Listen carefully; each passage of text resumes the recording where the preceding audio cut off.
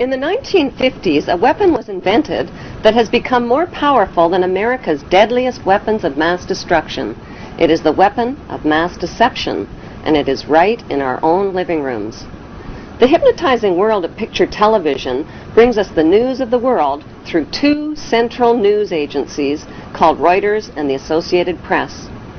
The Rothschilds bought Reuters in the 1800s, which later bought the Associated Press and made the Rothschild family owners of the world's largest central news services. To the present day, the world depends on these Rothschild-owned central news services as their main source of news and information. In his book called Who Owns the TV Networks, author Eustace Mullins claims that the major TV networks, radio stations, newspapers, and publishing empires are controlled by the Rothschild, Rockefeller, and J.P. Morgan money cartels through their corporate conglomerates. The bankster-owned media conglomerates include weapons manufacturers General Electric and Westinghouse, which profit from promoting wars. Their man in Washington is head of the FCC Federal Communications Commission, and his name is Michael Powell, the son of Colin Powell. Michael Powell was put in charge of changes to the media monopoly rules and who can own what. Joining public opposition to Michael Powell's FCC deregulation policies, Senator Byron Dorgan had this to say. Seldom have I seen a regulatory agency cave in so completely to the big economic interests. That's exactly what happened today with the FCC rules. And Chairman Powell kept suggesting slight modifications. It's not slight at all. This is a big deal. It's going to affect what the American people can see, can hear, can read. And let me emphasize something that was in your setup piece. After what the FCC did today, it is likely, in fact, that in big American cities we will see the same company own the newspaper, 3 television stations, 8 radio stations, and the cable system in that city, all under one company. And I don't know what happened to this notion of competition, but I'm telling you, it's not there, and it's not embedded anywhere in the FCC's decision. Well, I'm just going to have to say that there are a lot of lies being told. In his new book, Brock says the key to the success of the right-wing media is opinion, predicated on a raft of distortions, misrepresentations, and outright lies presented to the readers and viewers as fact. I think it used to be...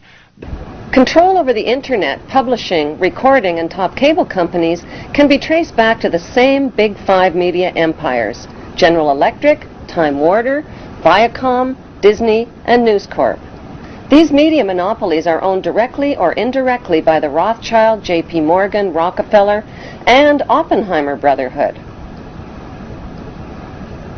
Yes, there are now more stations and more media voices, but they're all coming from the same ventriloquist, says Senator Dorgan.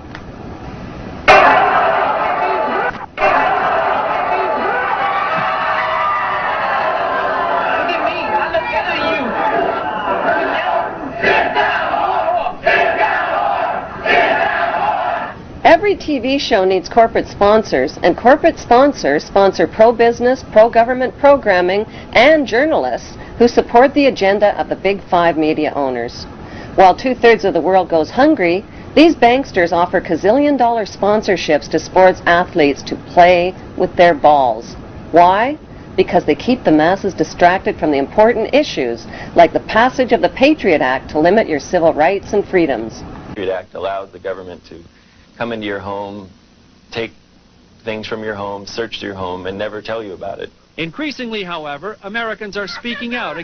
The media and banking monopolists now have the power to make or break political leaders around the globe.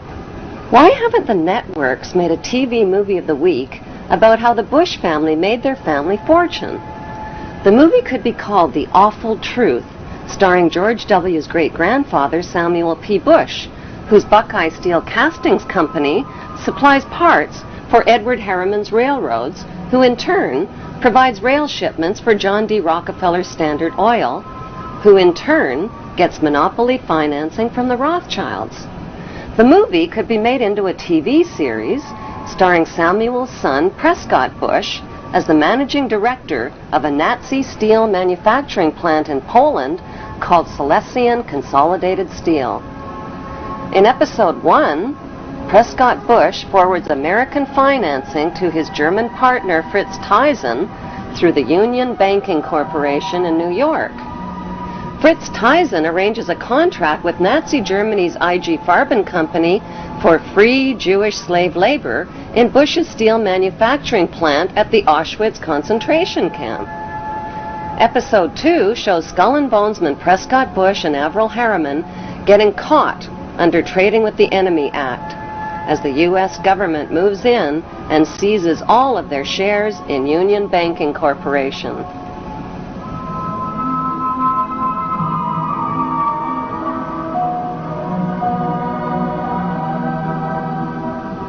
In episode 3, Prescott's son, the first George Bush, is director of the CIA. George puts drug king Manuel Noriega on the CIA payroll, allowing thousands of tons of cocaine to hit the streets of America via the Panama Canal. In episode 4, George's son, the second George Bush, becomes partners with Osama bin Laden's older brother, Salem bin Laden, in a Texas oil company called Arbusto Energy. Episode 5 introduces George W.'s shady younger brother, Neil Bush, ripping off the elderly in the Silverado savings and loan scandal that cost U.S. taxpayers $1.3 billion. In episode 6, the Florida election is fixed by George W.'s older brother, Jeb Bush, who puts brother George into the top job at the White House, which brings us back to Auschwitz and the concluding episode with George W. Bush visiting the slave labor camp where his grandfather helped build the Bush family fortune on free Jewish slave labor.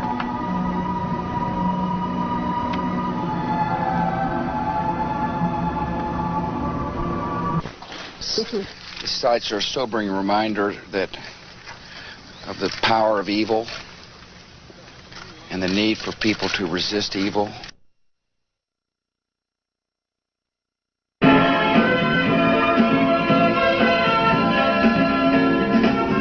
Ladies and gentlemen, as a follow-up to the TV series, an award show could celebrate the 20-year friendship of the Bush and bin Laden families and their shared investment in the Carlyle Group.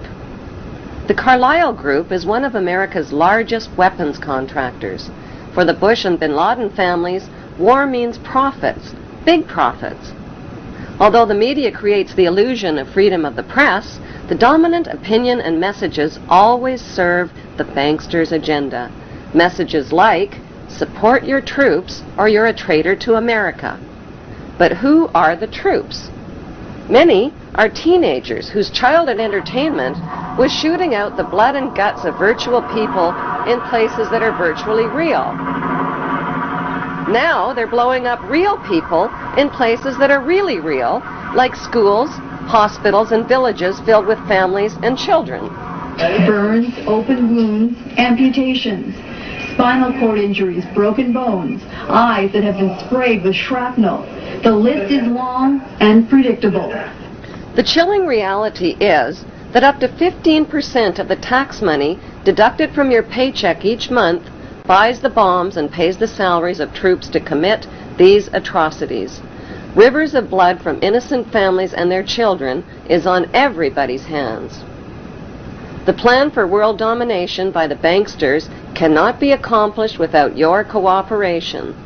That plan was formulated in 1773 at Mayor Rothschild's goldsmith shop by 13 influential German Jewish families.